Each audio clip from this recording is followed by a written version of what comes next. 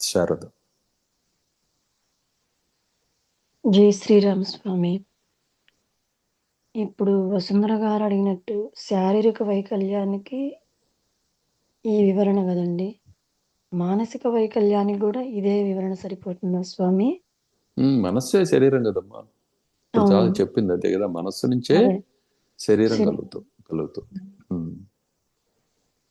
మనసుతో కలిపే శరీరం అవుతుంది. ఉమ్, అర్థమైంది. శరీరం విడిగా మనసు విడిగా లేదు. కానీ స్థూలము ఉమ్, సూక్ష్మము ఆలోచనాపరము అట్లనే కర్మంగా బయటకు బాహ్యంగా చర్యలుగా చూసుకున్నప్పుడు స్థూలం సూక్ష్మం ఇది శరీరం అని అది మనస్సు అని చెబుతాం అంతే. మొత్తం మనస్సే వాస్తవానికి. ఉమ్, అంటే ఇప్పుడు పెరుగులో పైన మేగడ, క్రింద పెరుగు, కింద మామూలుది అని చెప్పి చెప్పుకున్నట్లు అంతే, అంతకంటే ఏం లేదు. మొత్తం కలిపి ఉమ్. పెరిగాక అవునండి. అలా పెరిగి పెరిగే కదా అది అలా. మళ్ళీ విడివిడిగా మాట్లాడతాం, ఇది పెరుగు ఇది మేగడ అంటాం మళ్ళీ. అవును. అలా అనమాట. అయితే క్లియర్. మేగడలోంచి వెన్న వస్తుంది కానీ పెరుగులోంచి మళ్ళా వెన్న రాదు. అదే అదే ఇంకో టాపిక్.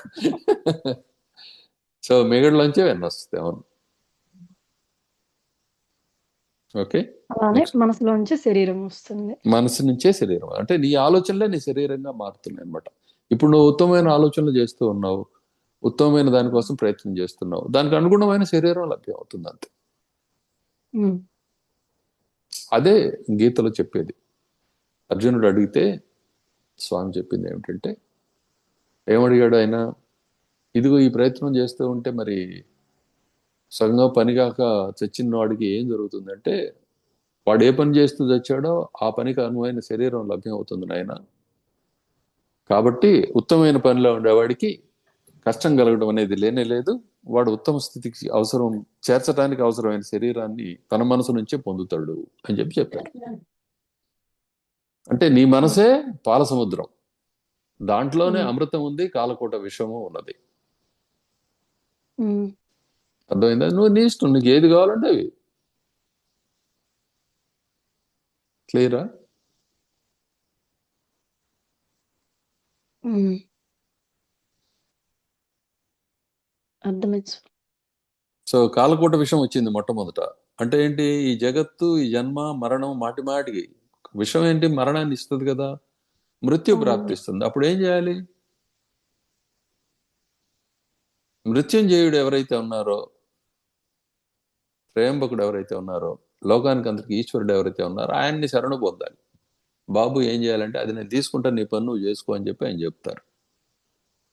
ఉమ్, అదే ఈశ్వరుడు కాలకోట విషయాన్ని, హాలాహల విషయాన్ని తీసుకోవటం అంటే. ఉమ్, ఆ తర్వాత మళ్ళీ విష్ణు భగవానుని సహాయంతో నువ్వు పనులు పూర్తి చేసుకొని అమృతాన్ని, ఆ అమృతంతో పాటుగా వచ్చిన నానా ఉత్తమోత్తమైన వైభవాలన్నిటినీ కూడా నువ్వు తీసుకోవచ్చు. కానీ నీకు కావాల్సింది ఏమిటి? కైవల్యం కదా. ఉమ్, క్రమంగా దాన్నే నీ మనసులోనే నువ్వు సాధిస్తావు. ఇది పాల సముద్ర మదనం అనే దాని యొక్క అంతరార్థం. అది ఎక్కడో లేదు పాల సముద్రం అనేది, ఉమ్. నీ మనసే పాల సముద్రం అవును స్వామి. అంతే. తెల్లగా ఉంటుంది మనసు, అందుకని పాల సముద్రం అన్నారు. ఉమ్, అది నల్లగా మారింది, అందుకని ఇప్పుడు దాన్ని స్ఫూరం చేయాలి. ఉమ్. ఎలా నలుపు అంటే ఏంటి మాలిన్యాలు స్వామి. అంటే, మనసు ఇది ఇలా అని నిశ్చయించుకోవటం.